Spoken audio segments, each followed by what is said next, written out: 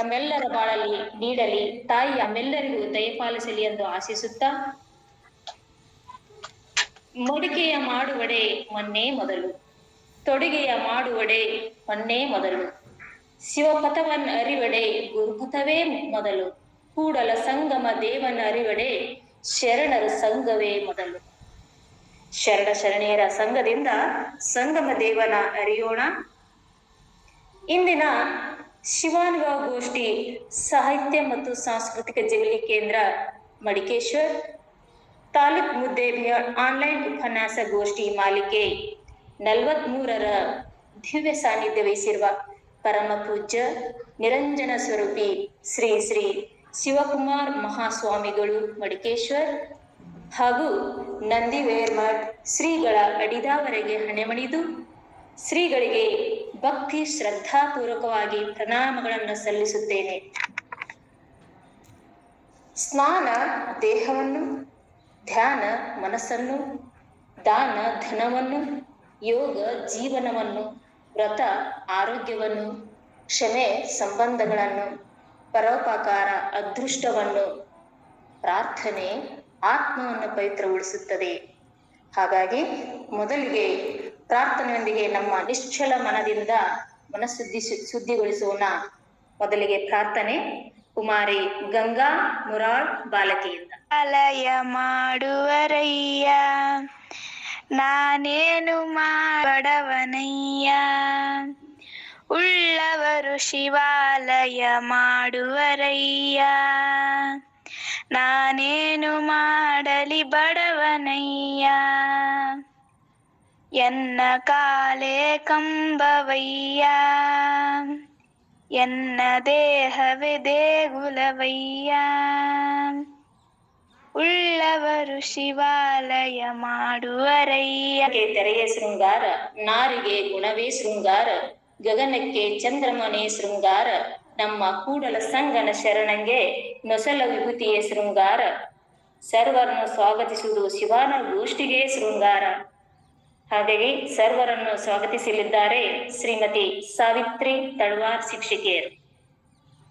ತಪ್ಪಿ ಕೆತ್ತಲು ಕಾಲಿಗೆ ಮೂಲ, ಮಾತು ತಪ್ಪಿ ನುಡಿಯಲು ಬಾಯಿಗೆ ಮೂಲ, ವೃತಹೀನನ ನೆರವು ನರಕಕ್ಕೆ ಮೂಲ, ಕರ್ಮಹರ ಕಾಳೇಶ್ವರ ಎಂದು ಕಾಯಕ ವೃತ ನುಡಿಯ ಮಹತ್ವವನ್ನು ಸಾರಿದ 12ನೇ ಶತಮಾನದ ಬಸವಯ್ಯನವರ ಪತ್ನಿಯಾದ ಕಾಳವ್ವೆಯವರು ತಮ್ಮ ಸಾಹಿತ್ಯದ ಸಾರವನ್ನು ಸಮಾಜಕ್ಕೆ ತಿಳಿಸಿದ ಎಲ್ಲ ಶರಣೆಯರನ್ನು ಸ್ಮರಿಸುತ್ತಾ ಎಲ್ಲರಿಗೂ ಶಿವಾನುಭವ ಗೋಷ್ಠಿಗೆ ಸ್ವಾಗತಿಸುತ್ತಾ, ಶಿವಾನುಭವ ಗೋಷ್ಠಿ ಸಾಹಿತ್ಯ ಮತ್ತು ಸಾಂಸ್ಕೃತಿಕ ಜಗಲಿ ಕೇಂದ್ರ ಮಡಿಕೆ ಮಾರ್ಗವ ತೋರಿಸುತ್ತಾ ಹಾಗೂ ಈ ಗೋಷ್ಠಿಯ ದಿವ್ಯ ಸಾನ್ನಿಧ್ಯ ವಹಿಸಿದ ಪರಮ ಪೂಜ್ಯರಾದ ಶ್ರೀ ಶ್ರೀ ಶ್ರೀ ಶಿವಕುಮಿಗಳು ಮಡಿಕೇಶ್ವರ್ ಹಾಗೂ ನಂದಿವೇರಿ ಮಠ ಕಪ್ಪತ್ಗುಡ್ ಗದಗ ಇವರ ಪುಣ್ಯ ಪಾದ ಕಮಲಗಳಿಗೆ ಹನಿ ಮನೆದು ಈ ಕಾರ್ಯಕ್ರಮಕ್ಕೆ ಕೋಟಿ ಕೋಟಿ ನಮನಗಳೊಂದಿಗೆ ಸ್ವಾಗತಿಸುತ್ತೇನೆ. ಆಡಲಿಲ್ಲವಯ್ಯ ನಾನು ಹೆಣ್ಣು ರೂಪ ಧರಿಸಿ, ನುಡಿಯಲಿಲ್ಲವಯ್ಯ ನಾನು ಹೆಣ್ಣು ರೂಪ ಧರಿಸಿ, ನಾನು ಹೆಣ್ಣೆಂಬ ಕಾರಣಕ್ಕೆ ನಾನು ಇರಪರ ನಾಸ್ತಿ ಆದೆನಯ್ಯ, ನಾನು ಉಭಯದ ಸಂಗವ ಕಂಡು ಕಾಣದಂತೆ ನಾದೆನಯ್ಯ, ಸಂಗಯ್ಯ ಬಸವ ಬಯಲ ದೇವರಲ್ಲ, ಮಣ್ಣು ದೇವರು ದೇವರಲ್ಲ, ಮರದ ದೇವರು ದೇವರಲ್ಲ, ಪಂಚಲೋಹದಿಂದ ಮಾಡಿದ ದೇವರು ದೇವರಲ್ಲ, ಸೇತುಬಂಧ ರಾಮೇಶ್ವರ ಕಾಶಿ ಕೇದಾರ ಮುಂತಾದ ಅಷ್ಟ ಸೃಷ್ಟಿ ಪುಣ್ಯ ಕ್ಷೇತ್ರಗಳಲ್ಲಿ ದೇವರಿಲ್ಲ, ತನ್ನ ತಾನರಿದು ತಾನಾರೆಂಬುದುಡು ತಾನೇ ದೇವಗೊಂಡ ನಮ್ಮ ಕೂಡಲ ಸಂಗಮ ದೇವ. ಪ್ರಾರಂಭದಲ್ಲಿ ಸಾಂಸ್ಕೃತಿಕ ನಾಯಕನೆಂದು ಖ್ಯಾತಿವೆತ್ತಂತಹ ಅಣ್ಣ ಬಸವಣ್ಣನವರನ್ನ ಮನದಲ್ಲಿ ಸ್ಮರಿಸುತ್ತ ಸಾಗುತ್ತಿದ್ದಾನೆ ದಿಗಂತದತ್ತ, ದಿಶೆಗೆ ಪಸರಿಸಿ ತನ್ನ ಅಗಮ್ಯ ಚೈತನ್ಯ ಚಿತ್ತ. ಈ ಸಂಜೆಯ ಸೊಬಗಿಗೆ ಇನ್ನಷ್ಟು ರಂಗನ್ನ ನೀಡಲು ಸಜ್ಜಾಗಿರುವ ನಮ್ಮ ಶಿವಾನುಭವ ಗೋಷ್ಠಿ ಎಂಬ ಅದ್ಭುತವಾದಂತಹ ಸಾಹಿತ್ಯ ಮತ್ತು ಸಂಸ್ಕೃತಿಯ ಗೋಷ್ಠಿಯಲ್ಲಿ ದಿವ್ಯ ಸಾನ್ನಿಧ್ಯವನ್ನ ವಹಿಸಿರುವಂತಹ ಶ್ರೀಮನ್ ನಿರಂಜನ ಪ್ರಣವ ಸ್ವರೂಪಿಗಳಾದಂತಹ ಶ್ರೀ ಶ್ರೀ ಶಿವಕುಮಾರ ಮಹಾಸ್ವಾಮಿಗಳು ಮಡಿಕೇಶ್ವರ ಹಾಗೂ ನಂದಿವೇರಿ ಮಠ ಇವರ ಪಾದಾರವಿಂದಗಳಲ್ಲಿ ಸ್ಮರಿಸುತ್ತ, ಅವರ ಪಾದಾರವಿಂದಗಳಲ್ಲಿ ವಂದಿಸುತ್ತ, ಯಥಾ ಚಿತ್ತಂ ತಥಾ ವಾಚೋ ಯಥಾ ವಾಚಸ್ತತಃ ಕ್ರಿಯಾಯಾಂಚ ಸಾಧುನಾಮೇಕ ರೂಪಕತಃ ಎಂಬ ಅಪರೂಪವಾದ ವಾಣಿಯನ್ನ ಸ್ಮರಿಸುತ್ತ ಸಾಹಿತ್ಯದ ರಸದೌತಣವನ್ನ ಉಣಬಂದಿರುವ ಮತ್ತು ಉಣಬಡಿಸಲಿರುವ ಎಲ್ಲ ಸಾಹಿತ್ಯದ ವೇದಿಕೆಯ ಓದುಗ ಮತ್ತು ಕೇಳುಗ ದೊರೆಗಳೆಲ್ಲರಿಗೂ ನನ್ನ ನಮಸ್ಕಾರಗಳು. ಹೆಣ್ಣು ತನ್ನ ಆಸಕ್ತಿ, ಕನಸುಗಳನ್ನು ಮತ್ತು ಅಭಿರುಚಿಗಳನ್ನು, ಮಾನಸಿಕ ತುಮುಲಗಳನ್ನ ಮತ್ತು ಸಾಮಾಜಿಕ ದೌರ್ಬಲ್ಯಗಳನ್ನು ಕೂಡ ಮುಕ್ತವಾಗಿ ಅಭಿವ್ಯಕ್ತಿಸುವಂತಹ ಒಂದು ವೇದಿಕೆ ಯಾವುದಾದ್ರೂ ಇದ್ರೆ ಅದು ಸಾಹಿತ್ಯ ಅಂತ. ಹಾಗಾದ್ರೆ ಸಾಹಿತ್ಯ ಅಂದ್ರೆ ಶುದ್ಧ ಬುದ್ಧಿ, ಹೃದಯ ಭಾವಗಳ ಸಹಿತತ್ವವಾದದ್ದನ್ನ ನಾವು ಸಾಹಿತ್ಯ ಅಂತ ಕರಿತೀವಿ. ಹಾಗಾಗಿ ಭಾರತೀಯ ಲಾಕ್ಷಣಿಕರು ಕೂಡ ಈ ಸಾಹಿತ್ಯಕ್ಕಾಗಿ ಒಂದು ವ್ಯಾಖ್ಯಾನವನ್ನ ಕೊಟ್ಟಿದ್ದಾರೆ. ಬಾಹುಗಳು ಬಣ್ಣ ತುಂಬಿ, ಅಕ್ಷರವಾಗಿ ಜೀವ ತುಂಬಿ, ಬದುಕು ಬರವಣಿಗೆ ಭರವಸೆಗಳ ಸಮ್ಮಿಲನವಾಗಿ ಹೊರಹೊಮ್ಮುವ ಅದ್ಭುತ ಶಕ್ತಿ ಯಾವುದಂದ್ರೆ ಅದು ಸಾಹಿತ್ಯ ಅನ್ನೋದನ್ನ. ಈ ಮಹಿಳೆಯರು ಸಾಹಿತ್ಯವನ್ನ ರಚಿಸುವುದು ಮತ್ತು ಸಮಾಜವನ್ನ ಕಟ್ಟುವುದಕ್ಕಾಗಿ ಅವರಿಗೆ ಒಂದಿಷ್ಟು ಪ್ರೇರಣೆ, ಪೋಷಣೆಯನ್ನ ನೀಡಿದಂತಹ ಘಟನೆಗಳು ನಮ್ಮ ಕನ್ನಡ ಸಾಹಿತ್ಯದ ಇತಿಹಾಸದಲ್ಲಿ ಅದಾವ್ರಿ. ನಮ್ಮ ಪಾಶ್ಚಾತ್ಯ ಮೀಮಾಂಸಕರಾದ ಡೆಕಾರ್ತ್ ಅವರು ಒಂದು ಪತ್ರಿಕೆಯಲ್ಲಿ ಒಂದು ವಾಣಿಯನ್ನ ಹೇಳ್ತಾರು. I must think so I can hear ಅನ್ನುವಂತ ವಿಷಯವನ್ನ ಅವರು ಪತ್ರಿಕೆಯಲ್ಲಿ ಪ್ರಕಟಣೆ ಮಾಡ್ತಾರೋ. ನಾನು ಯೋಚಿಸಬಲ್ಲೆ, ಆದುದರಿಂದ ನಾನು ಇಲ್ಲಿದ್ದೇನೆ ಅನ್ನುವಂತಹ ಒಂದು ವಿದೇಶದಲ್ಲಿ ಇದ್ಕೊಂಡು ಒಂದು ಪತ್ರಿಕೆಯಲ್ಲಿ ಒಂದು ಹೇಳಿಕೆಯನ್ನ ಕೊಟ್ಟಾಗ ಆಗಿನ ಕಾಲದಂತಹ ಮಹಿಳೆಯರು ನಾವು ಕೂಡ ಯಾಕೆ ಸಾಹಿತ್ಯವನ್ನ ರಚಿಸಬಾರದು ಅನ್ನೋದನ್ನ ಪ್ರೇರಣೆಯಾಗಿ ತಗೊಳ್ತಾ ಹೋಗ್ತಾರೆ. ಅಂತ ಪ್ರಭಾವ ಬೀರಿದಂತಹ ಮಹಿಳೆಯರಲ್ಲಿ 3 ಜನ ಮಹಿಳೆಯರು, ಅವರು ಎಲ್ಲರೂ ಕೂಡ ವಿದೇಶಿಯರಾಗಿದ್ರು ಅಂತ. ಒಬ್ರು ಫ್ರಾನ್ಸ್ ದೇಶದಲ್ಲಿ ಬರ್ತಕ್ಕಂತ ವರ್ಜಿನಿಯಾ ಊಫ್ ಅನ್ನೋವರು ಬರ್ತಾರೆ. ಅವರು ಮಹಿಳೆಯರಿಗಾಗಿನೇ ಮಹಿಳೆಯರ ತುಮುಲ ಮತ್ತು ಮಹಿಳೆ ಮತ್ತು ಸಮಾಜಕ್ಕೆ ಸಂಬಂಧಪಟ್ಟಂತ 1-2 ಕೃತಿಗಳನ್ನ ಬರೀತಾರೆ. ಆ ಕೃತಿಗಳನ್ನ ಭಾರತ ದೇಶದಲ್ಲಿ, ಅದರಲ್ಲೂ ಕರ್ನಾಟಕದಲ್ಲಿ ತಂದು ಅದನ್ನ ಪ್ರಕಟಣೆ ಮಾಡುವಂತಹ ಸಾಹಸವನ್ನ ಕೂಡ ಮಾಡ್ತಾರೆ. ಟು ದ ಲೈಟ್ ಹೌಸ್ ಅನ್ನುವಂತಹ ಒಂದು ಕೃತಿ ಮಹಿಳೆಯರ ಮೇಲೆ ಅತ್ಯಂತ ಪ್ರಭಾವ ಬೀರಿದಂತಹ ಕೃತಿಯಾಗಿತ್ತು. ಮಿಸಸ್ ಡಾಲೋವೆ ಅನ್ನುವಂತಹ ಒಂದು ಕೃತಿ. ಆಮೇಲೆ ಇನ್ನೊಂದು ಅಪರೂಪವಾದ ಕೃತಿ ಅಂದ್ರೆ A rooms one by own. ಮಹಿಳೆಯ ಸಾಹಿತ್ಯ ರಚನೆಗಾಗಿ ಒಂದಿಷ್ಟು ಅವಳ ಸ್ವಂತ ಸಂಪಾದನೆ ಇರಬೇಕು, ಒಂದು ಅವಳಿಗಾಗಿ ಇರತಕ್ಕಂತ ಒಂದು ಕೊಠಡಿ ಇರಬೇಕು ಅನ್ನುವಂತ ವರ್ಜಿನಿಯಾ ಊಫ್ ಅವರ 3 ಕೃತಿಗಳು ಅತ್ಯಂತ ಅಪರೂಪವಾಗಿದ್ದು. ಇನ್ನು 1949ರಲ್ಲಿ ಬರ್ತಕ್ಕಂತಹ ಸಿಮೋನ್ ದ ಬೋವಾ ಅನ್ನೋರು ದ ಸೆಕೆಂಡ್ ಸೆಕ್ಸ್ ಅನ್ನುವಂತಹ ಕೃತಿಯನ್ನ ಬರೀತಾರೆ. ಅವ್ರು ಹೇಳ್ತಾರೆ, ಆ ಒಂದು ಕೃತಿಯಲ್ಲಿ ಯಾಕೆ ಮಹಿಳೆ ಯಾವಾಗ್ಲೂ ದ್ವಿತೀಯ ದರ್ಜೆಯ ಪ್ರಜೆಯಾಗಿ ಉಳಿದಿದ್ದಾಳೆ ಅನಾದಿ ಕಾಲದಿಂದ ಅನ್ನುವಂತಹ ವಿಷಯವನ್ನ ಕುರಿತಾಗಿ ಹೇಳ್ತಾರೆ. ಈ ಒಂದು ಕೃತಿ ಕೂಡ ಕನ್ನಡ ನಾಡಿನ ಹೆಣ್ಣು ಮಕ್ಕಳ ಮೇಲೆ ತಾವು ಹೇಗೆ ಸಮಾಜದಲ್ಲಿ ಬೆಳೆದು ಬರಬೇಕು ಅನ್ನುವಂತ ವಿಷಯವಾಗಿ ಅವರು ಆ ಕೃತಿಯಲ್ಲಿ ಓದಿ ತಿಳ್ಕೊಂಡು ಆಗ್ಲೇ ಪ್ರೇರಣೆಯನ್ನ ಕೂಡ ಪಡ್ಕೋತಾರೆ. ಇನ್ನು 1970ರಲ್ಲಿ ಬಂದಂತಹ ಕೇಟ್ ಮಿಲೆಟ್ ಅನ್ನುವಂತಹ ಒಬ್ಬ ತೀರ ಹೆಣ್ಣು ಮಗಳು, ಅವಳು ಕೂಡ ಫ್ರಾನ್ಸ್ ದೇಶದವಳು. ಅವಳು ಸೆಕ್ಸುವಲ್ ಪೊಲಿಟಿಕ್ಸ್ ಅನ್ನುವಂತಹ ಒಂದು ಕೃತಿಯನ್ನ ಬರೀತಾಳೆ. ರಾಜಕೀಯದಲ್ಲಿ ಲಿಂಗ, ಇವಳ ವಾದವೂ ಕೂಡ ಅದ. ಹೆಣ್ಣು ಮಕ್ಕಳ ಜೀವನದ ಪಾರತಂತ್ರಕ್ಕೆ ಸ್ವಾತಂತ್ರ್ಯ ಎಲ್ಲಿದೆ ಮತ್ತು ಬರವಣಿಗೆ ಯಾಕೆ ಮುಂದುವರಿತಾ ಇಲ್ಲ ಅನ್ನುವಂತಹ ಒಂದು ವಾದವನ್ನ ಆ ಕೃತಿಯಲ್ಲಿ ಮಂಡಿಸ್ತಾಳೆ. ಇದು ಬಿಂಬ ಮತ್ತು ಪ್ರತಿಬಿಂಬದ ತತ್ವವನ್ನ ಹೇಳುವಂತಹ ಒಂದು ಅಪರೂಪವಾದಂತಹ ಕೃತಿ ಅಂತ ಹೇಳ್ಬೋದು. ಈ 3 ಹೆಣ್ಣು ಮಕ್ಕಳ ಜೊತೆಗಾಗಿ ನಮ್ಮನ್ನ ಆಳ್ಲಿಕ್ಕೆ ಬಂದಂತಹ ಬ್ರಿಟಿಷರು ಕೂಡ ಇಲ್ಲಿ ಇದ್ಕೊಂಡು ಹೆಣ್ಣು ಮಕ್ಕಳ ಮೇಲೆ ಮತ್ತು ಪುರುಷ ಸಾಹಿತಿಗಳ ಮೇಲೆ ಪ್ರಭಾವವನ್ನ ಬೀರಿದ್ರು. ಹೇಗೆ ಸಮಾಜವನ್ನ ಉದ್ಧಾರ ಮಾಡ್ಲಿಕ್ಕೆ ಮಹಿಳೆ ಯಾವ ರೀತಿಯಾಗಿ ಸಜ್ಜಾಗ್ತಾಳೆ ಅಂತ. ರಾಬರ್ಟ್ ಕಾರ್ಡ್ವೆಲ್ ಅವರು A comparative grammar of ದ್ರವಿಡಿಯನ್ language ಅನ್ನುವಂತಹ ಕೃತಿಯನ್ನ ಬರೀತಾರೆ. ಯಾಕಂದ್ರೆ ಅವ್ರು ನಮ್ ಕರ್ನಾಟಕದವರೂ ಅಲ್ಲ, ನಮ್ ಭಾರತದವರೂ ಅಲ್ಲ. ಆದ್ರೂ ಕೂಡ ಅವ್ರು ಹೇಗ್ ಕೃತಿಯನ್ನ ರಚಿಸಿದ್ರು ಅಂತ ಒಬ್ಬೊಬ್ಬ ಮಹಿಳೆಯ ಮೇಲೆ, ಒಬ್ಬೊಬ್ಬ ಪುರುಷ ಸಾಹಿತಿಗಳ ಮೇಲೆ ನೇರವಾಗಿ ಅವರು ಯಾರ ಪ್ರಭಾವವನ್ನ ಬೀರ್ತಾರೆ. ಇನ್ನು ನಮ್ಮ ಹೆಮ್ಮೆಯ ವಿಜಯನಗರ ಜಿಲ್ಲೆ ಅಂದ್ರೆ ಈ ಹಂಪಿ ಬರುತ್ತಲ್ರಿ, ಹಂಪಿಯ ಕುರಿತಾಗಿ ರಾಬರ್ಟ್ ಸಿವಿಲ್ ಅವರ ಫಾರ್ಗೊಟನ್ ಎಂಪೈರ್ ಅನ್ನುವಂತಹ ಒಂದು ಅದ್ಭುತವಾದ ಕೃತಿಯನ್ನ ಬರೀತಾರೆ. ಮರೆತು ಹೋದ ಸಾಮ್ರಾಜ್ಯ ಅನ್ನುವಂತಹ ಕೃತಿಯನ್ನ ಬರೀತಾರೆ. ಎಲ್ಲಾ ಕನ್ನಡದ ಹೆಣ್ಣು ಮಕ್ಕಳು ಒಂದು ವಿಚಾರ ಮಾಡ್ತಾರೆ.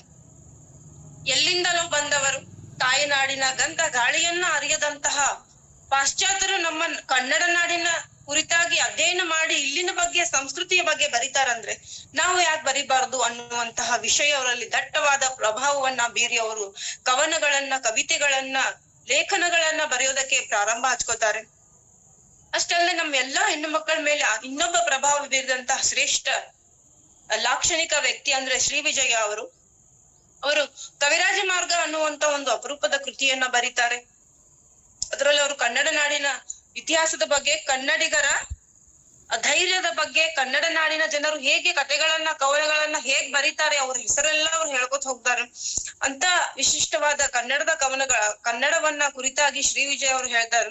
ಕುರಿತೋದದಯಂ ಕಾವ್ಯ ಪ್ರಯೋಗ ಪರಿಣತ ಮತಿಗಳು ಅನ್ನುವಂತ ಒಂದು ವಾಕ್ಯವನ್ನ ಅವ್ರು ತಗೋತಾರಂದ್ರೆ ಕನ್ನಡ ನಾಡಿನ ಜನರು ಒಂದು ವಿಷಯವನ್ನ ಕುರಿತಾಗಿ ಓದದೆಯೂ ಕೂಡ ಕವಿತೆಯನ್ನ, ಕವನವನ್ನ ಬರೆಯುವಷ್ಟರ ಮಟ್ಟಿಗೆ ತಮ್ಮ ಬುದ್ಧಿಮತ್ತೆ ಇರುವಂತ ಕನ್ನಡಿಗರು ಅಂತ ಹೆಮ್ಮೆಯಿಂದ ಅವ್ರು ಹೇಳುವಾಗ, ಪದನರಿದು ನುಡಿಯಲು ನುಡಿದುದನ್ ಅರಿಯಲು ಮಾರ್ಪರ ಕನ್ನಡ ನಾಡವರ್ಗಳ್ ಚದುರರ್ ನಿಜದಿಂ ಕುರಿತೋದದೆಯುಂ ಕಾವ್ಯ ಪ್ರಯೋಗ ಪರಿಣತ ಮತಿಗಳ್ ಅಂತ ನಮ್ಮ ಹೆಮ್ಮೆಯ ಜನರು ಹೆಂಗಿದ್ರಂದ್ರ ಕನ್ನಡಿಗರ ಜನರು ಈ ರೀತಿಯಾಗಿದ್ರು ಅನ್ನುವಂತ ಆ ಕೃತಿಯನ್ನು ಓದ್ದಾಗ್ಲೂ ಕೂಡ ಅವ್ರು ಹೇಳ್ತಾ ಇದ್ರು. ಇನ್ನು ಅವ್ರು ಶ್ರೀ ವಿಜಯ ಹೇಳುವಂತಹ ಒಂದೊಂದು ಸಾಲುಗಳು ನೇರವಾಗಿ ಕನ್ನಡಿಗರ ಎದೆಯನ್ನ ತಟ್ಟುವಂತಹ ವಿಷಯ. ಸುಭಟರ್ಗಳ್ ಕವಿಗಳ್, ಸುಪ್ರಭುಗಳ್ ಗುಣಿಗಳ್, ಅಭಿಮಾನಿಗಳ್, ಅತ್ಯುಗ್ರರ್, ಗಂಭೀರ ಚಿತ್ತರ್, ವಿವೇಕಿಗಳ್, ನಾಡವರ್ಗಳ್, ಈ ನಾಡನ್ನ ಆಳುವಂತ ಜನರನ್ನ ದಂಡಿಗಿಟ್ಟು ಸಾಮಾನ್ಯ ಪ್ರಜಾ ವರ್ಗದವರು ಕೂಡ ಯಾವ ರೀತಿಯಾಗಿದ್ರಂದ್ರ ನಾಡನ್ನ ಆಳುವವರು ಇರಬಹುದು, ಸಾಮಾನ್ಯ ಪ್ರಜೆಗಳು ಕೂಡ ಕಾವ್ಯ ರಚನೆ ಮಾಡುವಂತಹ ಅಪರೂಪದ ಶಕ್ತಿಯನ್ನ ಹೊಂದಿದ್ರು. ಇಲ್ಲಿಂದಲೇ ಸಮಾಜವನ್ನ ಕಟ್ಟುವಂತಹ ಕಾರ್ಯ ಆರಂಭವಾಗಿದ್ದು, ಪ್ರಪ್ರಥಮದಲ್ಲಿ ಸಾಹಿತ್ಯ ಮೊದಲನೇ ಹೆಜ್ಜೆಯನ್ನ ಇಟ್ಟದ್ದು ಕೂಡ ಈ 12ನೇ ಶತಮಾನದಲ್ಲಿ ಬರ್ತಕ್ಕಂತ ಅಕ್ಕಮಹಾದೇವಿ ಅವರು ಮಾಡಿದ್ದು. ಅವರು ಕೂಡ ಯೋಗಾಂಗ ತ್ರಿವೇದಿ ಅನ್ನುವಂತಹ ಒಂದು ಅಪರೂಪದ ಗ್ರಂಥವನ್ನ ಬರೀತಾರೆ. ಅದರಲ್ಲಿ ಅವರು ಅನೇಕ ವಚನಗಳ ಬಗ್ಗೆ ವಿವರಿಸ್ತಾ ಹೋಗ್ತಾರೆ. 12ನೇ ಶತಮಾನದ ಪ್ರಥಮ ಕವಯಿತ್ರಿ ವರ್ಷಗಳ ಕಾಲ ಯಾಕೋ ಸಾಹಿತ್ಯ ಇತ್ತು ಸಮಾಜ ಮತ್ತು ಮಹಿಳೆಯರಿಗಾಗಿ, ಅದು ಜನಪದ ಸಾಹಿತ್ಯದಲ್ಲೇ ಉಳಿತು, ಅದು ಲಿಖಿತವಾಗಿರಲಿಲ್ಲ. ತದನಂತರ ಬಂದವರು 15ನೇ ಶತಮಾನದ ಅಂತ್ಯದಲ್ಲಿ ಮತ್ತು 17ನೇ ಶತಮಾನದ ಆದಿಭಾಗದಲ್ಲಿ ಬಂದಂತಹ ಸಂಚಿ ಹೊನ್ನಮ್ಮ ಅವರು ಹದಿಬದೆಯ ಧರ್ಮ ಅನ್ನುವಂತಹ ಒಂದು ಸಾಂಗತ್ಯದ ಕೃತಿಯನ್ನ ಬರೀತಾರೆ. ಅದರಲ್ಲಿ ಅವರು ಪತಿವ್ರತ ಧರ್ಮದ ಬಗ್ಗೆ ವಿವರಣೆಯನ್ನ ಕೊಡ್ತಾ ಹೋಗ್ತಾರೆ. ಆ ಹೊನ್ನಮ್ಮಳ ಆ ಒಂದು ಕೃತಿ ಕೇವಲ ನಾವೇನ್ ಹೇಳ್ತೀವಿ ಮನೋರಂಜನೆಗಾಗಿ ಬರೆದಂತಹ ಕೃತಿ ಅಲ್ಲ.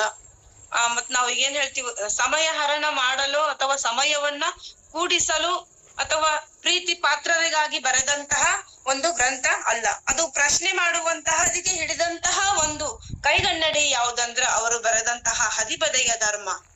ಆವಾಗ್ಲೇ ಅವರು 17ನೇ ಶತಮಾನದ ಆದಿಭಾಗದಲ್ಲಿ ಹೆಣ್ಣಿನ ಅಸಮಾನತೆಯ ಬಗ್ಗೆ ಪ್ರಶ್ನೆಯನ್ನ ಎತ್ತುವಂತಹ ಕಾರ್ಯವನ್ನ ನಡೆಸಿದವರು ಯಾರಂದ್ರೆ ನಮ್ಮ ಸಂಚಿಯ ಹೊನ್ನಮ್ಮ ಅವರು. ನೇರವಾಗಿ ಪುರುಷ ಪ್ರಧಾನವಾದಂತಹ ಒಂದು ಸಮಾಜಕ್ಕೆ ಅವರು ಪ್ರಶ್ನೆಯನ್ನ ಕೂಡ ಹಾಕ್ತಾರೆ. ಅಲ್ಲಿ ಪೆನ್ನಲ್ಲವೇ ತಮ್ಮನ್ನೆಲ್ಲ ಪಡೆದ ತಾಯಿ, ಪೆನ್ನಲ್ಲವೇ ಪೊರೆದವಳು, ಪೆನ್ನು ಪೆನ್ನೆಂದೇತಕ್ಕೆ ಬೀಳುಗಳೆವರು, ಕಣ್ಣು ಕಾಣದ ಗಾವಿಲರು ಅನ್ನುವಂತಹ ಹೆಣ್ಣಿನ ಬಗ್ಗೆ ಇರುವಂತಹ ಅಸಮಾನತೆಯನ್ನ ಅವರು ಆವಾಗ್ಲೇ ಹೊರಹಾಕಿದ್ರು. ಇನ್ನೊಂದು ಕೂಡ ಹೇಳ್ತಾರೆ, ಹೀಗೆ ಲಿಂಗಾಧಾರಿತ ಅಸಮಾನತೆ ಅನ್ನುವ ಒಂದು ಸಾಮಾಜಿಕ ತೊಂದರೆಯನ್ನ ನಾವು ಈಗ ಏನ್ ಪ್ರಸ್ತುತ ಅದನ್ನ ತೊಂದರೆಯನ್ನ ಇದೆ, ಕುವರ ನಾದೊಡೆ ಬಂದ ಗುಣವೇನದರಿಂದ ಕುವರಿಯಾದಡೆ ಕುಂದೇನು ಅನ್ನುವಂತಹ ಅಪರೂಪವಾದ ಹೇಳಿಕೆಗಳನ್ನ ತಮ್ಮ ಕೃತಿಯಲ್ಲಿ ಹೇಳ್ಕೊತಾ ಹೋಗ್ತಾರೆ.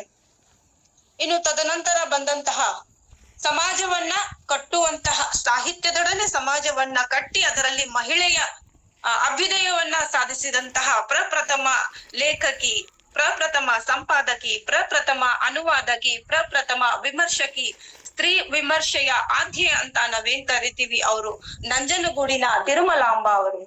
ಇವರು ಪ್ರಪ್ರಥಮ ಕಾದಂಬರಿಗಾರ್ತಿಯಾಗಿ ಸುಶೀಲೆ ಅನ್ನುವಂತಹ ಒಂದು ಅಪರೂಪದ ಕಾದಂಬರಿಯನ್ನ ಬರೀತಾರೆ. ಆ ಸುಶೀಲೆ ಅನ್ನುವ ಕಾದಂಬರಿಯ ಹೆಸರಲ್ಲಿ ಬರ್ತಕ್ಕಂತ ಸುಶೀಲೆ ಅನ್ನುವಂತಹ ಪಾತ್ರದಲ್ಲಿ ಹೆಣ್ಣಿನಲ್ಲಿ ಇರಬೇಕಾದಂತಹ ಗುಣಗಳನ್ನ ಒಂದು ಕಡೆ ವಿವರಿಸಿದರೆ, ಒಂದು ಹೆಣ್ಣಿಗೆ ತೊಂದರೆಯಾದಾಗ ಅದನ್ನ ಹೇಗೆ ಎದುರಿಸಬೇಕು ಅನ್ನುವಂತ ವಿವರಣೆಯನ್ನು ಕೂಡ ಒಳಗೊಂಡಂತಹ ಒಂದು ಅಪರೂಪದ ಕಾದಂಬರಿ ಅಂದ್ರೆ ಅದು ಸುಶೀಲೆ ಅನ್ನುವಂತಹ ಕಾದಂಬರಿ. ಇನ್ನು ನಂಜನಗೂಡಿನ ತಿರುಮಲಾಂಬ ಅವರೇ ಬರೆದಂತಹ ನಭ ಅನ್ನುವಂತಹ ಕಾದಂಬರಿ ನಾವು ನೀವೆಲ್ಲರೂ ಓದ್ಲೇಬೇಕಾದಂತಹ ಒಂದು ಸಾಮಾಜಿಕ ಕಳಕಳಿ ಇರುವಂತಹ ಒಂದು ನಭ ಬೆಳೆದು ಬಂದಂತಹ ವಾತಾವರಣ ಒಂದು ಅವ್ರದ್ದು ಕೂಡು ಕುಟುಂಬದ ವಾತಾವರಣ ಆಗಿತ್ತು. ತಂದೆಯನ್ನ ಕಳೆದುಕೊಂಡಂತಹ ನಭ ಮುಂದೊಂದು ವರ್ಷ ತಾಯಿಯನ್ನು ಕಳೆದುಕೊಂಡಾಗ ಅವರ ಕುಟುಂಬದ ಎಲ್ಲರೂ ಕೂಡ ಆಸ್ತಿಯನ್ನೆಲ್ಲ ತಮ್ಮ ಹೆಸರಿಗೆ ಬರೆದು ಕೊಟ್ಟಾಗ ಮಾತ್ರ ಶವ ಸಂಸ್ಕಾರಕ್ಕೆ ಒಂದು ಅನುಮತಿಯನ್ನ ನೀಡುವಂತ ಒಂದು ಪ್ರಶ್ನೆ ಶವವನ್ನ ಮುಂದಿಟ್ಕೊಂಡು ಮಾಡ್ತಾರೆ. ಅಂದ್ರೆ ಅಲ್ಲಿ ಸಾಮಾಜಿಕ ಕಳಕಳಿಯನ್ನ ಯಾವ ರೀತಿಯಾಗಿ ಬಿತ್ತರಿಸ್ತಾ ಹೋಗ್ತಾರೆ ಅನ್ನೋದನ್ನ ನೋಡ್ಬೇಕಾಗ್ತದೆ. ಕೊನೆಗೆ ಅವರು ಶವ ಸಂಸ್ಕಾರ ಮಾಡಲು ಇಡೀ ಆಸ್ತಿಯನ್ನ ತೆಗೆದುಕೊಂಡು ತಾಯಿಯ ಶವ ಸಂಸ್ಕಾರ ಮಾಡಿದಾಗ ಆ ಕುಟುಂಬದಿಂದ ಹೊರಬಂದು ತನ್ನ ಬದುಕನ್ನ ಸಮಾಜದಲ್ಲಿ ಕಟ್ಟಿಕೊಂಡಂತಹ ಅಪರೂಪದ ಪಾತ್ರ ನಭ ಅಂತ ಇದನ್ನ ನಾವು ನೀವೆಲ್ಲರೂ ಓದುವಂತಹ ಒಂದು ಅಪರೂಪದ ಕಾದಂಬರಿ. ಕನ್ನಡ ನಾಡಿನ ಎಲ್ಲ ಮಹಿಳಾ ಸಾಹಿತಿಗಳು ಕೇವಲ ಒಂದೇ ರಸಕ್ಕೆ ಜೋತ್ ಬೀಳ್ದೆ ಶೃಂಗಾರ, ಹಾಸ್ಯ, ಕರುಣ, ರೌದ್ರ, ವೀರ, ಭಯಾನಕ, ಬೀಭತ್ಸ, ಅದ್ಭುತ ಎಂಬ 9 ರಸಗಳನ್ನ ಬಳಕೆ ಮಾಡಿ ಅವರ ಎಲ್ಲ ಅಪರೂಪದ ಸಾಹಿತ್ಯದ ಶಕ್ತಿಯನ್ನ ಹೊರಹಾಕ್ತಾ ಬಂದ್ರಂದ್ರೆ ಅದು ಅತಿಶಯೋಕ್ತಿಯ ಮಾತಲ್ಲ. ಇನ್ನು ನಂಜನಗೂಡಿನ ತಿರುಮಲಾಂಬ ಅವರ ಸ್ತ್ರೀ ಶಕ್ತಿ ಮತ್ತು ಸಮಾಜದ ಶಕ್ತಿಯನ್ನ ಬಿಂಬಿಸುವ ಸಲುವಾಗಿ ವಿದ್ಯುಲ್ಲತೆ ಅನ್ನುವಂತಹ ಒಂದು ಶಿಕ್ಷಣ ಪರವಾದ ಕಾದಂಬರಿಯನ್ನ ಬರೀತಾರೆ. ಅದರಲ್ಲಿ ಶಿಕ್ಷಣಂ ಸರ್ವತ್ರ ಸಾಧನಂ ಅಂತ ನಾವೇನ್ ಹೇಳ್ತೀವೋ ಆ ಎಲ್ಲಾ ವಿವರಣೆಯನ್ನ ನಾವು ಈ ಕಾದಂಬರಿಯಲ್ಲಿ ಕಾಣಬಹುದು. ಇದನ್ನು ಕೂಡ ನಾವು ಒಂದ್ಸತಿ ಈ ಕಾದಂಬರಿಯನ್ನ ಓದೋಣ ಅಂತ ಹೇಳ್ತಾ, ಇನ್ನು ಗಡಿನಾಡಿನಲ್ಲಿ ಇದ್ಕೊಂಡು ಕನ್ನಡ ನಾಡನ್ನ ಕಟ್ಟುವಂತಹ ಕೆಲಸವನ್ನ ಮಾಡಿರುವಂತಹ ನಮ್ಮ ಅಪರೂಪದ ಗಡಿನಾಡ ಸಿಂಹಿನಿ, ಗಡಿನಾಡ ನುಡಿ ಜ್ಯೋತಿ ಯಾರಂದ್ರೆ ಡಾಕ್ಟರ್ ಜಯದೇವಿ ತಾಯಿ ಲಿಗಾಡೆಯವರು. ಅವರು ಕೂಡ ಸೊಲ್ಲಾಪುರದಲ್ಲಿ ಇದ್ಕೊಂಡು ಅಲ್ಲಿ ಕನ್ನಡ ಪರ ಅನೇಕ ಚಟುವಟಿಕೆಗಳನ್ನ ಮಾಡಿ ಕನ್ನಡದೊಟ್ಟಿಗೆ ಅಲ್ಲಿರುವ ಸಮಾಜವನ್ನ ತಿದ್ದಿ ಎಲ್ಲರಲ್ಲೂ ಕೂಡ ಕನ್ನಡದ ಅಭಿಮಾನವನ್ನ ಬೆಳೆಸಿದವರು ಯಾರಂದ್ರೆ ಅದು ಡಾಕ್ಟರ್ ಜಯದೇವಿ ತಾಯಿ ಲಿಗಾಡೆಯವರು. ಇವರು ಕೂಡ ಶ್ರೀ ವಿಜಯನ ಗ್ರಂಥಗಳಿಂದ ಅತ್ಯಂತ ಪ್ರಭಾವವನ್ನ ಹೊಂದಿದ್ರು, ಆ ಪ್ರಭಾವವನ್ನ ಬೆಳೆಸ್ಕೊಂಡಿದ್ರು. ಆಮೇಲೆ ಕನ್ನಡಾಭಿಮಾನವನ್ನ ಅವರು ಕನ್ನಡದ ಕವಿಗಳ ಅನೇಕ ರಾಮನ ಬಿಲ್ಲನ್ನು ಕಾಣುವ ತವಕದಿ ತೆಕ್ಕನೆ ಮೈ ಮನ ಮರೆಯುವುದು ಎನ್ನುವಂತಹ ಅಪರೂಪದ ಕನ್ನಡದ ಕವಿತೆಯನ್ನ ಸೊಲ್ಲಾಪುರದಲ್ಲಿ ಇದ್ಕೊಂಡು ಪ್ರತಿನಿತ್ಯ ಅವರು ಕನ್ನಡದ ಚಟುವಟಿಕೆಗಳನ್ನ ಹೇಳುವಾಗ ಅಲ್ಲಿನ ಜನರಿಗೆ ಕನ್ನಡದ ಕುರಿತಾಗಿ ಕವನ ರಚನೆಗಳನ್ನ ಮಾಡುವುದು ಹೇಗೆ, ಕನ್ನಡದ ಪ್ರಬಂಧ ರಚನೆಗಳನ್ನ ಮಾಡುವುದು ಹೇಗೆ ಮತ್ತು ಕನ್ನಡದ ಕೃತಿಗಳನ್ನ ಅಲ್ಲಿನ ಜನರಿಗೆ ಕಾಣಿಕೆಗಳನ್ನಾಗಿ ನೀಡಿ ಅವರಿಗೆ ಕನ್ನಡ ಓದುವಂತಹ ಮತ್ತು ಕನ್ನಡದ ಬಗ್ಗೆ ಅಭಿಮಾನ ಬೆಳೆಸುವಂತಹ ಅನೇಕ ಕನ್ನಡ ಪರ ಕಾರ್ಯಗಳನ್ನ ಮಾಡ್ತಾ ಬಂದಿದವರು ಯಾರಂದ್ರೆ ಅದು ಡಾಕ್ಟರ್ ಜಯದೇವಿ ತಾಯಿ ಲಿಗಾಡೆಯವರು. ಅವರು ಕನ್ನಡಕ್ಕಾಗಿಯೇ ತಮ್ಮ ಇಡೀ ತಾರುಣ್ಯವನ್ನ ಕನ್ನಡದ ಕಾರುಣ್ಯಕ್ಕಾಗಿ ಕಳೆದಂತಹ ಅಪರೂಪವಾದ ಕನ್ನಡತಿ ಯಾರಂದ್ರೆ ಅದು ಡಾಕ್ಟರ್ ಜಯದೇವಿ ತಾಯಿ ಲಿಗಾಡೆಯವರು.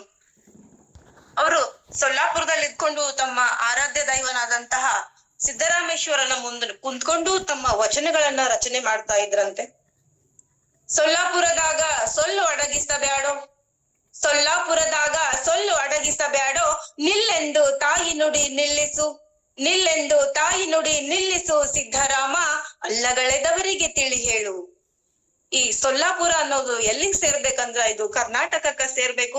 ಇದರ ಕುರಿತಾಗಿ ಯಾರಾದ್ರೂ ಚಕಾರ ಎತ್ತಿದ್ರ ನೀನ್ ಅವ್ರಿಗೆ ತಿಳಿ ಹೇಳು ಸಿದ್ದರಾಮ ಅನ್ನುವಂತ ಕಳಕಳಿಯ ನುಡಿಯನ್ನ ಅವ್ರು ಹೇಳ್ತಾರ.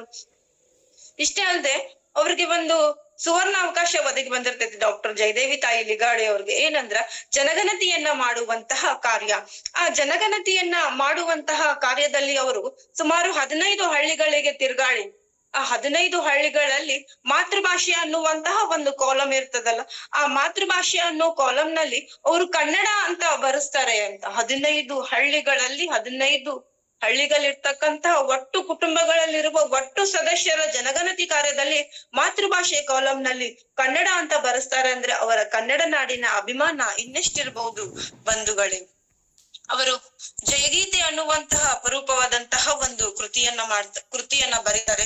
ಈ ಎಲ್ಲಾ ಕೃತಿಗಳಲ್ಲಿ ಅವರು ಒಂದು ಸ್ತ್ರೀ ತುಮುಲಗಳು ಒಟ್ಟಿಗೆ ಸಮಾಜವನ್ನ ಕಟ್ಟುವ ಕಾರ್ಯವನ್ನ ಮಾಡ್ತಾ ಬಂದಿದ್ದಾರೆ. ಇನ್ನು ಜಯಗೀತೆ ಅನ್ನುವಂತಹ ಒಂದು ಕೃತಿ, ಅದು ಅವರ ಈ ಕೃತಿಯ ಒಂದು ವಿಶೇಷತೆ ಅಂದ್ರೆ ಅವರ ಜಯದೇವಿ ತಾಯಿ ಲಿಗಾಡೆಯವರ 40ನೇ ವರ್ಷದಲ್ಲಿ 40 ವಿವಿಧ ಆಯಾಮಗಳಲ್ಲಿ 40 ವಿವಿಧ ಬಗೆಯ ಕವಿತೆಗಳನ್ನ ಒಳಗೊಂಡಂತಹ ಒಂದು ಅಪರೂಪವಾದಂತಹ ಕೃತಿಯನ್ನ ಬರೀತಾರೆ. ಅದು ಜಯದೇವಿ ತಾಯಿ ಲಿಗಾಡೆಯವರ ಜಯಗೀತೆ ಅನ್ನುವಂತಹ ಅಪರೂಪವಾದಂತಹ ಒಂದು ಕೃತಿ ಅಂತ ಹೇಳ್ಬೋದು. ಇನ್ನು ಜಯದೇವಿ ತಾಯಿ ಲಿಗಾಡೆಯವರ ಸಮಾಜದೊಟ್ಟಿಗೆ, ನಮ್ಮ ಸಮಾಜದಲ್ಲೇ ನಿಮ್ಮೊಟ್ಟಿಗೆ ಇರುವಂತಹ ರೈತರ ಪರವಾಗಿ ಅವರ ಮನ ಯಾವಾಗ್ಲೂ ಮಿಡಿತಿತ್ತಂತ. ಅದಕ್ಕಾಗಿ ಅವರು ಹಂತಿಯ ಪದಗಳು ಅನ್ನುವಂತಹ ಒಂದು ಕೃತಿಯನ್ನ ಬರೀತಾರೆ. ಆ ಕೃತಿಯಲ್ಲಿ ಅವರು ರೈತರಿಗಾಗಿ ಅನೇಕ ಕವನಗಳನ್ನ ಬರೀತಾರೆ. ಮತ್ತೆ ನೆಲದ ಎದೆಯ ಮೇಲೆ ತೆನೆಯ ಧ್ವಜವೊಂದು ನಿಲ್ಲಲಿ, ಸಾವಿಗಿಂತ ಬಾಳು ಮುಖ್ಯ ಎಂಬ ಮಾತು ಗೆಲ್ಲಲಿ ಅನ್ನುವಂತಹ ವಿಷಯವನ್ನ ಇಟ್ಕೊಂಡು ರೈತರ ಪರವಾಗಿ ಅನೇಕ ಕೃತಿಗಳನ್ನ ಬರೀತಾರೆ. ಜಗಕ್ಕೆಲ್ಲ ಅನ್ನ ನೀಡುವ ಅನ್ನದಾತನ ನಗುವೆಂದಿಗೂ ಮಾಸದಿರಲಿ ಎಂಬ ಸದಾಶಯವನ್ನು ಅವರ ತಮ್ಮ ಪ್ರತಿಯೊಂದು ಭಾಷಣದಲ್ಲಿ ಹೇಳ್ತಾರಂದ್ರೆ ಅವ್ರಿಗೆ ರೈತರ ಪರವಾಗಿ ಮಿಡಿದಂತ ಅವರ ಮನಕ್ಕೆ ನಾವು ಶಿರಬಾಗ್ಬೇಕಾಗ್ತೈತೆ. ಇನ್ನು ಅವರು ಒಂದು ಮಹಾಕಾವ್ಯವನ್ನ ಬರೀತಾರೋ ಸಿದ್ದರಾಮ ಚಾರಿತ್ರ್ಯ. ಅದನ್ನ ವಿಕ್ರು ಗೋಕಾಕ್ ಅವರು ಬೇಂದ್ರೆಯವರ ನಂತರ ಬರೆದಂತ ಒಂದು ಅಪರೂಪದ ಮಹಾಕಾವ್ಯ ಅಂದ್ರ ಸಿದ್ದರಾಮ ಚರಿತ್ರೆ. ಇಡೀ ಕನ್ನಡ ನಾಡಿನ ಇತಿಹಾಸದಲ್ಲಿಯೇ 3 ಜನ ಇಂತಹ ಸಾಹಸವನ್ನ ಮಾಡಿದ್ದು. ಅದರಲ್ಲಿ ನಮ್ಮ ಹೆಮ್ಮೆಯ ಕನ್ನಡತಿ ಡಾಕ್ಟರ್ ಜಯದೇವಿ ತಾಯಿ ಲಿಗಾಡೆಯವರು ಕೂಡ ಒಬ್ರು ಅಂತ ಹೇಳೋಕೆ ನಾ ಇಷ್ಟ ಇದ್ದೀನಿ. ಅಷ್ಟೇ ಅಲ್ಲದೆ ಪ್ರಪ್ರಥಮವಾಗಿ 1974ರಲ್ಲಿ ಮಂಡ್ಯದಲ್ಲಿ ನಡೆದಂತಹ ಕನ್ನಡ ಸಾಹಿತ್ಯ ಸಮ್ಮೇಳನದ ಪ್ರಪ್ರಥಮ ಅಧ್ಯಕ್ಷರು ಕೂಡ ನಮ್ಮ ಕನ್ನಡತಿಯವರಾಗಿದ್ರು ಅಂತ. ಇಷ್ಟೆಲ್ಲಾ ಇವರ ಸಾಧನೆಗಾಗಿ ನಾವು ನೋಡಬಹುದು. ಈಗ 12ನೇ ಶತಮಾನದಲ್ಲಿ ಬರ್ತಕ್ಕಂತ ಕಾಯಕ ತತ್ವವನ್ನ ಸಮಾಜದಲ್ಲಿ ಹೇಗೆ ಬಿಟಲಿಂಗ ಪೇದ್ದಿಗಳ ಅರಸರಲ್ಲಿ ಸದರವೆಲ್ಲ ಕಾಣುವ ಅನ್ನುವಂತಹ 12ನೇ ಶತಮಾನದ ಪುಣ್ಯಸ್ತ್ರೀ ಕಾಳವೆ ಅನ್ನುವವರ ವಚನವನ್ನ ಈ ಒಂದು ಕೃತಿಯಲ್ಲಿ ಏನ್ ಮಾಡ್ತಾರೆ ಅಂದ್ರೆ ಕಮಲ ಹಂಪನ ಅವರು ವಿವರಿಸ್ತಾ ಹೋಗ್ತಾರೆ.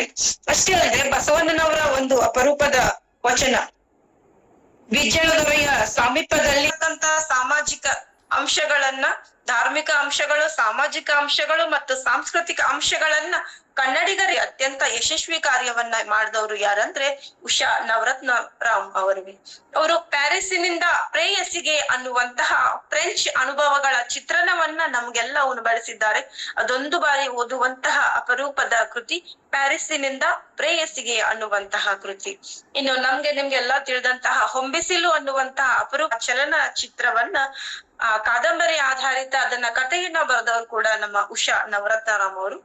ಹೊಂಬಿಸಿಲು ಚಿತ್ರದಲ್ಲಿ ಬರ್ತಕ್ಕಂತ ಅಂಟಿಕೊಳ್ಳದೆ, ಅದು ಅಲ್ಲಿಯೇ ನಿಂತ ನೀರಾಗದೆ, ಸಮ್ಯತ್ವವನ್ನ ತೋರಿಸಿ ಇದು ಅಮರತ್ವಗಳ ಅಮೃತ ತತ್ವಗಳ ಸಮೀಕರಣವಾಗಬೇಕಾಗಿದೆ ನನ್ನ ಸ್ತ್ರೀ ರತ್ನಗಳೇ, ನನ್ನ ಸಹೋದರಿಯರೇ ಅಂತ ತಮ್ಮ ಭಾಷಣದಲ್ಲಿ ಏನ್ ಹೇಳ್ತಾರೆ. ಅಲ್ಲಿಂದ ಎಲ್ಲಾ ಸ್ತ್ರೀಯರು ಏನ್ ಮಾಡ್ತಾರೆ ಅಂದ್ರೆ ಸಮಾಜ ಕಟ್ಟುವವರಂ ನೀನ್ ನಿಯಮಿಸುವೈ ದಸಾಶ ಪೆರನಾವಂ ನಿನ್ನ ನಿಯಮಿಸುವೈ ಮುನ್ನೀರ್ ಬೆನ್ನೀರನೆ ಬೆರೆಸಲನ್ನ ತನ್ನೀರಳವೆ. ರಾವಣ, ನಾನು ನಿನಗೆ ಹೇಳುವಂತಹ ಇಚ್ಛಾಶಕ್ತಿ, ಕೇಳುವಂತ ನನ್ನ ಇಚ್ಛಾಶಕ್ತಿ ನಿನ್ನ ಇಚ್ಛಾಶಕ್ತಿ ಒಂದೇ ಆಗಿರುವುದಕ್ಕೆ ನಾನ್ ನಿನಗೆ ಒಲೆದು ಬಂದಂತಹ ವಿದ್ಯೆಯಾಗಿದ್ದು ನಾನ್ ನಿನಗೆ ಹೇಳ್ತಾ ಇದ್ದೀನಿ ವಿದ್ಯೆ. ಆದ್ರೆ ಸಮುದ್ರದ ಇಷ್ಟು ನೀರಿಗೆ ನಾನು ಎಷ್ಟು ಅಂತ ಬಿಸಿನೀರನ್ನ ಕಾಯಿಸಿ ಹಾಕಕ್ಕಾಗ್ತೈತಿ ರಾವಣ, ಇದು ನಿನ್ನ ಕೊನೆಗಾಲ ಬಂದತಿ ಅನ್ನುವಂತಹ ವಿಷಯವನ್ನ ಅವಲೋಕಿನಿ ವಿದ್ಯೆಯಿಂದ ತಿಳಿಸ್ಕೊಳ್ಳುವಂತಹ ವಿಷಯವನ್ನ ನಮ್ಮ ವಿಜಯಾದಬ್ಬಿ ಅವರು ಅದನ್ನ ಸಾಮಾಜಿಕ ಚಿತ್ರಣಕ್ಕೆ, ಪ್ರಸ್ತುತ ಬದುಕಿಗೆ ತಂದು ವಿವರಣೆ ಮಾಡುವಂತಹ ಕಾರ್ಯವನ್ನ ಕೈಗೊಂಡಿದ್ದರು. ಇನ್ನು ಅದರಲ್ಲೇ ಬರ್ತಕ್ಕಂತ ಸೀತೆಯ ಒಂದು ವರ್ಣನೆಯನ್ನ ಮಾಡುವಂತಹ ವಿಶೇಷ ಕಾಳ. ಹೃದಯ ಕೆನಿಪ ರೂಪವತಿ ಜಾನಕಿ ಕಣ್ ಬಲದೊಳಿರೆ ಪದ್ಮ ಪತ್ರದ ಜಲಬಿಂದುವಿನಂತೆ ಚಲಿತ ಮಾದುದು ಚಿತ್ತಂ. ರಾವಣನ ಚಿತ್ತ ಕ್ಷಣ ಕಾಲಕ್ಕೆ ಹೇಗೆ ಪರಿವರ್ತನೆ ಆಗಿದ್ದು ಅನ್ನುವುದನ್ನು ಕೂಡ ಹೋಲಿಕೆ ಮಾಡಿ ಬರಿತಾ ಹೋಗ್ತಾರೆ. ಇದೊಂದು ಅಪರೂಪದ ಕೃತಿ ಅಂತ ಹೇಳ್ಬೋದು.